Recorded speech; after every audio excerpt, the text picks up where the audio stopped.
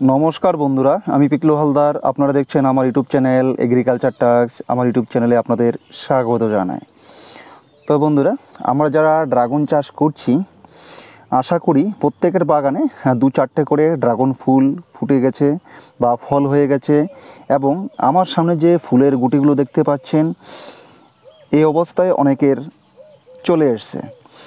তবে ড্রাগন বাগানের সবচেয়ে গুরুত্বপূর্ণ পরিচর্যা হচ্ছে এই যে ফুলগুলো যখন গুটি অবস্থায় আসে তখনই। কারণ অনেক ক্ষেত্রে দেখা যায় যারা ছাদ বাগানে দু চারটে গাছ লাগিয়েছেন পারিবারিক চাহিদা বা পুষ্টি চাহিদা মেটানোর জন্য, কিন্তু অনেক ক্ষেত্রে দেখা যায় যে বিভিন্ন কারণবশত এই ফুলগুলো ঝরে যাচ্ছে। তো আজকে আমরা এই ভিডিওর মাধ্যমে এই ড্রাগন ফুল ঝরে যাওয়ার কারণ এবং তার প্রতিকার বিস্তারিতভাবে আলোচনা করব। তার আগে আমার বাগানটা একটু দেখে নিন। এই বাগানটা হচ্ছে আমাদের নতুন বাগান। এটা হচ্ছে পুরোপুরি সিয়াম রেড এবং জাম্বু রেডের বাগান। প্রত্যেকটা গাছে প্রচুর পরিমাণ ফুল চলে এসছে। কোনো কোনো ব্রাঞ্চে 8টা 10টা, কোনো কোনো ব্রাঞ্চে 2টো 1টা। তবে এই প্রথম যেটা একদম সিজনের প্রথম ফুল, এগুলো প্রচুর পরিমাণ যেহেতু এনার্জি আছে গাছে, তাই এক একটা ব্রাঞ্চে প্রায় 10টা 15টা পর্যন্ত ফুল আছে। তা এই ফুল ঝরে যাওয়ার অন্যতম কয়েকটি কারণ আমরা আলোচনা করব। তার মধ্যে কিছু পরিমাণ প্রাকৃতিক কারণ আছে, কিছু পরিমাণ মানুষ সৃষ্ট কারণও আছে। আপনার হয়তো সামান্য ভুলের কারণে ফুলগুলো ঝরে যায়।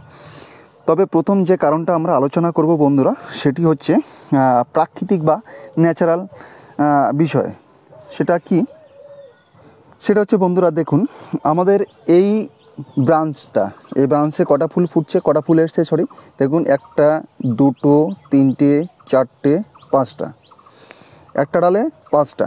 এই 5টা ফুল থেকে যদি 5টাই ফল হয় তাহলে কি হবে? প্রথম অবস্থায় গাছে প্রচুর পরিমাণে এনার্জির দরকার হবে এবং ফুলগুলো যখন ফলে রূপান্তরিত হবে তখন প্রচুর পরিমাণে এনার্জির দরকার হবে।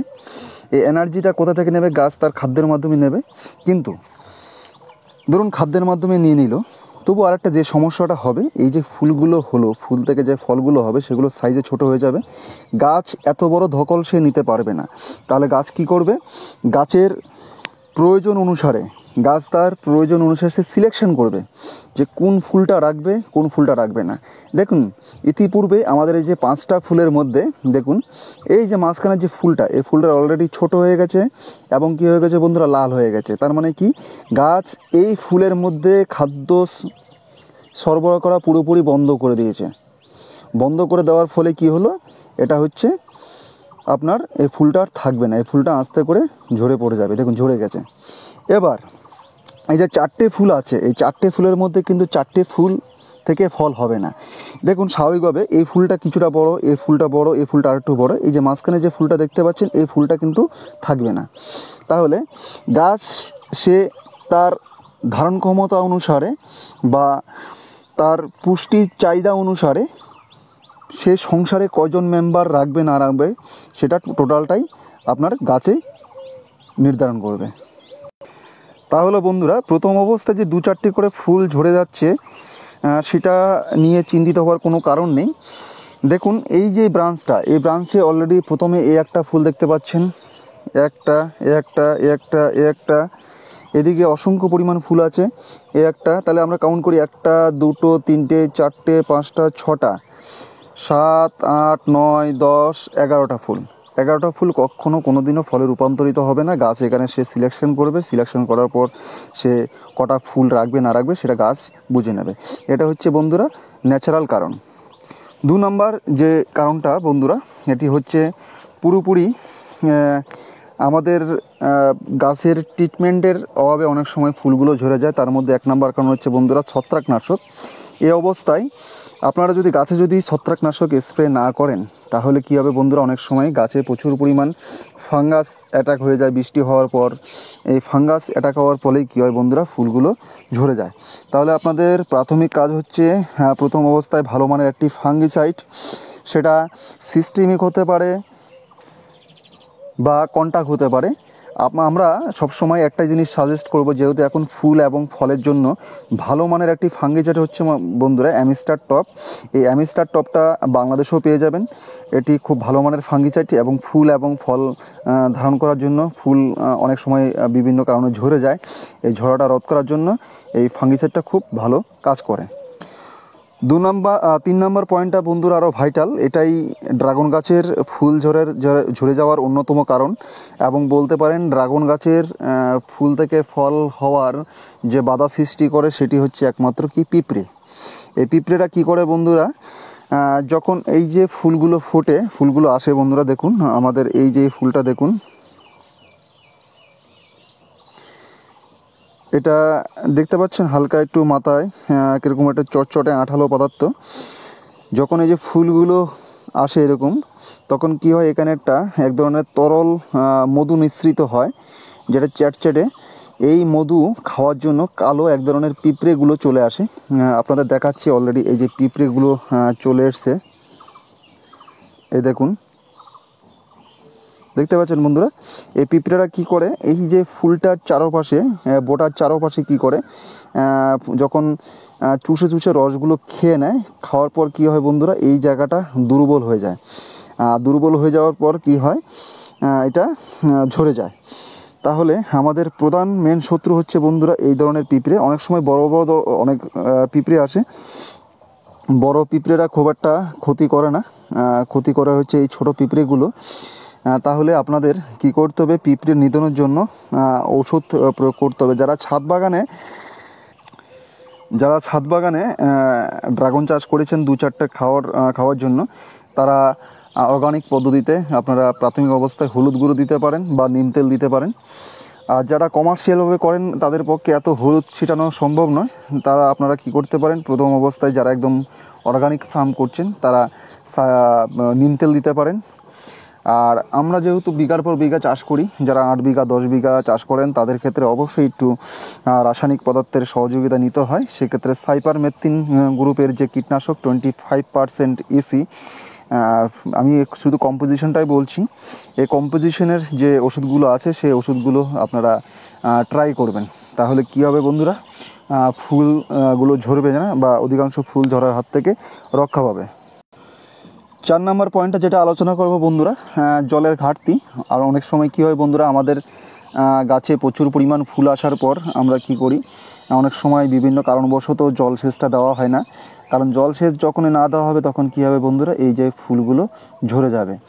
অথবা আরেকটা কারণ হতে পারে যে আমাদের গাছে ফুল এসছে, ফুল আসার পর আমরা আদরে অতিরিক্ত ঘন ঘন জলসেচ প্রয়োগ করি। যখন অতিরিক্ত জল দেওয়া হয় তখন কি হয়, গাছের যে গোড়াগুলো আছে, গোড়ার যে শিকড়গুলো আছে, শিকড়গুলো আস্তে আস্তে ড্যামেজ হয়ে যায়। তার প্রভাবটা কোথায় পড়ে বন্ধুরা, এই যে ফুলের মধ্যে পড়ে। তখন এই যে ফুলগুলো ঝরে যায়। ফুল ঝরে যাওয়ার অন্যতম আরেকটি কারণ হচ্ছে বন্ধুরা রোদ। অতিরিক্ত রোদে মানে টেম্পারেচারটা অনেক সময় ওঠানামা করার জন্যই অনেক সময় কী হয় বন্ধুরা, ফুলগুলো ঝরে যায়। মানে এই হঠাৎ প্রচুর পরিমাণ রোদ, আবার হঠাৎ করে বৃষ্টি, এই বৃষ্টি এবং রোদের যে উষ্ণতার যে তারতম্য, এই তারতম্য অনেক সময় কী করে বন্ধুরা, গাছ নিজেকে অ্যাডজাস্ট করতে পারে না। গাছ অ্যাডজাস্ট না করার ফলেই কী হয়, ফুলগুলো ঝরে যায়। আর ফুল ঝরার অন্যতম আরেকটি কারণ হচ্ছে বন্ধুরা, সারা বছরের নিবিড় যে পরিচর্যা, এই নিবিড় পরিচর্যার অভাব। তার মধ্যে কী পড়ে বন্ধুরা, ঠিকঠাক মতো আমরা যদি গাছে ঠিকঠাক মতো যদি বোরন স্প্রে না করা হয়, কারণ ফুল এবং ফলের জন্য ভালো একটি মাইক্রোনিউট্রিয়েন্ট হচ্ছে বন্ধুরা বোরন। এই বোরনটা যখন আমরা সারা বছর গাছে টুকটাক প্রয়োগ না করি তখনই সমস্যাটা দেখা যায়। তো আপনাদের অবশ্যই নিয়মিত বোরন স্প্রে করতে হবে। তবে আমি এই মুহূর্তে, যাতে ফুল চলে এসছে, এই মুহূর্তে বোরন স্প্রে না করাই ভালো।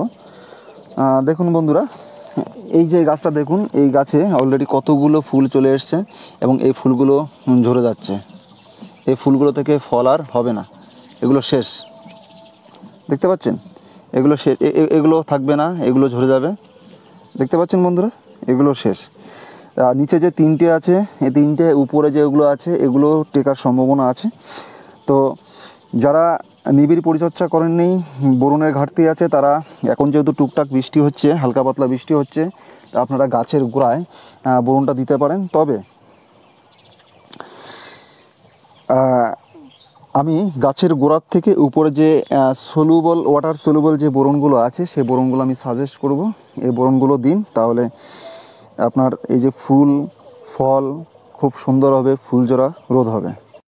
এছাড়াও ফুল ঝরে যাবার আর একটি অন্যতম কারণ হচ্ছে বন্ধুরা, বিভিন্ন ধরনের মাইক্রোনিউট্রিয়েন্ট বা ভিটামিনের অভাব অনেক ক্ষেত্রে হয়। তো আপনারা যখন এরকম ফুল আসবে, ফুল আসার পর অবশ্যই একটি ভালো মানের ভিটামিন অবশ্যই প্রয়োগ করবেন। এছাড়া আপনারা প্রয়োগ করতে পারেন বিভিন্ন ধরনের acid, amino acid, fulvic acid, এ ধরনের যে উপাদানগুলো আছে যেগুলো গাছকে রক্ষা করতে সাহায্য করে, ফুল ফলগুলো হতে সাহায্য করে, সেই ধরনের ভিটামিনগুলো বা অ্যামাইনো অ্যাসিড এগুলো আপনারা প্রয়োগ করতে পারেন। আর আরেকটি যেটা আসে বন্ধুরা, এরকম ফুল ফল আসার আগে আমাদের অনেক সময় এই ফুলগুলো ঝরে যায়, তার একটি প্রধান কারণ হচ্ছে খাদ্যের অভাব। কারণ গাছে যখন ফুল আসে, ফুলগুলো প্রচুর পরিমাণ এনার্জির দরকার হয়। এই যে ফুল থেকে ফল, এই যে গুটি থেকে যখন ফুল হয়, ফুল থেকে যখন ফল হবে, তখন প্রচুর পরিমাণ এনার্জির দরকার হয়। এই এনার্জিগুলো যখন বা যথোপযুক্ত খাদ্য খাবার যখন না পাবে, তখন গাছের এই ফুল এবং ফলের উপরে এফেক্ট পড়ে এবং ফুল এবং ফলগুলো ঝরে যাওয়ার সম্ভাবনায় থাকে। তো আপনাদের অবশ্যই এই সারা বছর পরিচর্যার মাধ্যমে গাছগুলোকে রাখতে হবে এবং ফুল আসার আগে তাকে ঠিকঠাক মতো খাবার, বিশেষ করে অর্গানিক ফার্টিলাইজার এবং ইনঅর্গানিক যে ফার্টিলাইজারগুলো আছে সেগুলো আপনাদের প্রোভাইড করা অত্যন্ত দরকার। আর গাছের স্বাস্থ্য বজায় রাখার জন্য আরেকটি যে গুরুত্বপূর্ণ পরিচর্যা করা দরকার, সেটা গাছের উপরে স্প্রে করে দিতে পারেন, অথবা সরাসরি সারের মাধ্যমে বা জলের সাথে গুলে গাছের গোড়ায় স্প্রে করতে, গাছের গোড়ায় দিতে পারেন। সেটি হচ্ছে কি হিউমিক অ্যাসিড। এই হিউমিক অ্যাসিডটা খুবই গুরুত্বপূর্ণ। এটিকে ফুল এবং ফলের জন্য ফুল থেকে ফলে হওয়ার ধারণ ক্ষমতা খুব ভালো রাখে। এছাড়া গাছের স্বাস্থ্য ভালো রাখে। মোদ্দা কথা হচ্ছে বন্ধুরা, গাছকে যদি সুস্থ রাখেন, গাছকে যদি ঠিকঠাক মতো খাদ্য প্রোভাইড করতে পারেন, গাছকে নিয়মিত অনুখাদ্য, ভিটামিন, জলসেচ এবং সর্বোপরি যে পোকামাকড় তাড়ানোর যে কীটনাশকগুলো, এগুলো যদি দেন, তাহলে আপনার বাগানে আমার মতো দেখতে পাচ্ছেন প্রচুর পরিমাণ ফুল আসবে এবং ফুলগুলো থেকে ফলে রূপান্তর হবে। তবে এক্ষেত্রে আরেকটা জিনিস অবশ্যই উল্লেখ করা একান্তই দরকার, যে গাছে প্রচুর পরিমাণ ফুল আসবে, এই ফুল থেকে যদি প্রত্যেকটা ফলে রূপান্তরিত হয়, সেক্ষেত্রে ফলের সাইজও ছোটো হয়ে যাবে। আপনারা সবসময় চেষ্টা করবেন একটা ব্রাঞ্চে সর্বনিম্ন একটা এবং সর্বোচ্চ 3টে ফল, এর বেশি রাখবেন না। এর বেশি রাখলে ফলের সাইজ অটোমেটিক্যালি ছোট হয়ে যাবে। তবে ফলের সাইজ অনেকটা ডিপেন্ড করে হচ্ছে ভালো জাতের উপর।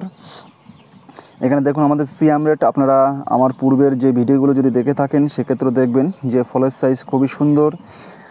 এবং আমরা অনেক দর্শক বন্ধুর উদ্দেশ্যে, অনেক দর্শক বন্ধু আমাদের চারার জন্য অর্ডার দিয়ে রাখেন, তাদের জন্য আমরা স্পেশালভাবে দেখুন এই যে গোড়ার চারাগুলো, দেখুন এক একটা গোড়ার সাইজে, চারার সাইজে দেখতে পাচ্ছেন প্রায় 12 থেকে 15 ইঞ্চি, কোনোটা 18 ইঞ্চি। দেখুন এরকম আমরা চারা রেখে দিয়েছি। এরকম চারা আমাদের প্রায় 1000-এর মতো অলরেডি বুকড হয়ে আছে। আমাদের আরও প্রায় 1500 থেকে 2000-এর মতো চারা আছে। কারো যদি চারার দরকার হয়, একদম গোড়ার যে কাটিংগুলো আমরা প্রোভাইড করব। দেখুন বড় বড় কাটিং, আশা করা যায় এই কাটিং থেকেও মাসখানেকের মধ্যে এখানেও প্রচুর পরিমাণ ফুল চলে আসবে। দেখুন প্রত্যেকটা গাছে অসংখ্য পরিমাণ ফুল। আপনাদের যদি এরকম কারো কাটিং দরকার হয়, সিয়াম রেড, জাম্বু রেড, মরক্কান রেড এবং আপনার হলুদ, ইসরায়েল হলুদ, সেক্ষেত্রেও আমরা এই কাটিংগুলো প্রোভাইড করতে পারবো। দেখুন গাছে কী পরিমাণ ফুল, ফুলের কোনো শেষ নেই, ফুল আর ফুল। শুধুমাত্র এটি নয়, আমাদের পুরনো বাগানেও প্রচুর পরিমাণ ফুল আছে। দেখতে পাচ্ছেন ফুলগুলো কিছু পরিমাণ, এই ফুলটাও ফলে রূপান্তরিত হয়ে গেছে। তো বন্ধুরা, আজকে যে বিষয়গুলো আলোচনা করলাম, যে ফুলগুলো ঝরে যাওয়ার কারণ, এটি বিশেষ করে দুটো জিনিস খেয়াল রাখতে হবে, একটি হচ্ছে পিঁপড়ে আর একটা হচ্ছে কি বন্ধুরা ছত্রাকনাশক। পিঁপড়ে এবং ছত্রাকনাশক এগুলো যদি আপনারা যদি কন্ট্রোল করতে পারেন তাহলে আপনার ফুল এবং ফল প্রায় 100% দাঁড়িয়ে যাবে। তো আজকে এ পর্যন্তই, দেখা হবে পরের ভিডিওয়। অনেকে বলেন যে দাদা আপনার বাগানটা খুব একটা ভালো নয়। সেটা আমার পুরনো বাগান। পুরনো বাগানে গত বছর সানবার্ন অ্যাটাক হয়ে গেছিলো বলে ডালগুলো অনেকটা কেটে দিয়েছি তার জন্য। কিন্তু আমার নতুন বাগানটা দেখুন বন্ধুরা, খুবই সুন্দর সাজানো গোছানো। আর এই যে আগাছাগুলো দেখতে পাচ্ছেন, এই আগাছানাশক আমরা অলরেডি দিয়ে দিয়েছি, সিস্টেমিক আগাছানাশক। অবশ্যই বাগানটা একটু পরিষ্কার পরিচ্ছন্ন রাখার চেষ্টা করবেন। বাগান যদি পরিষ্কার পরিচ্ছন্ন থাকে তাহলে আপনার রোগ ব্যাধিও কম হবে। তাহলে বন্ধুরা আজকে এ পর্যন্তই, দেখা হবে পরের ভিডিওয়। সকলে ভালো থাকবেন, ধন্যবাদ।